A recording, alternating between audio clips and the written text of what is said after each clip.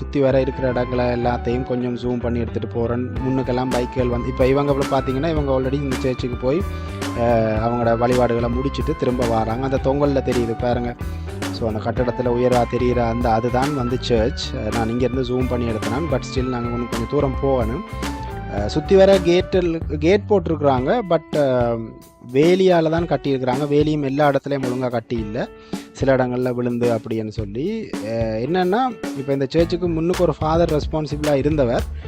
பிறகு அந்த இடத்த ஆக்கள் ஏதோ கொஞ்சம் அவரோட மிஸ் அண்டர்ஸ்டாண்டிங் அப்படின்னு சொல்லி அவர் விட்டுட்டு போயிட்டார் போல், வேறு பேரிஷுக்கு போயிட்டார் போல். இப்போ நாங்கள் சர்ச்சுக்குள்ளே என்டர் பண்ணிட்டோம். சர்ச்சுக்கு பெரிய வளவு, சின்ன கிணறுகள் அப்படியெல்லாம் இருக்குது. இந்த ஒரு பைக் கொண்டு இருக்குது, ஆக்கள் யாரோ வந்திருக்குறாங்க போல். ஸோ வந்தா இருக்குது. அது நாங்கள் வந்து அந்த கேட் பின்னால் இருக்குது. படியே பார்த்தீங்கன்னு சொன்னால் அந்த வேலி மட்டைகள் அது எல்லாம் இருக்குது.